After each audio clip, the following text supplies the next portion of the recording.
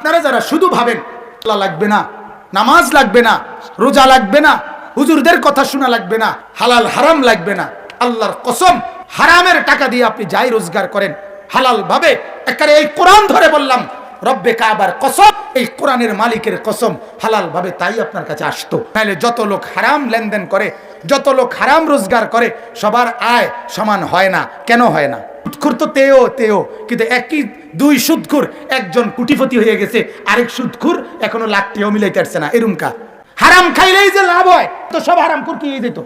এক কিসিমের হয়ে যেত না, এক কিসিমের হইতো কিনা আমি এটা বুঝিনি। আমার কথা, যত লোক ঢাকা থাকে সবাই তো টাকা সমান, কথা কয় না? যত লোক সৌদি আরব থাকে বাংলাদেশি, সবার ইনকাম সমান না? যত লোক ইটালি থাকে সবার ইনকাম সমান না? সবার 18 তলা বাড়ি না?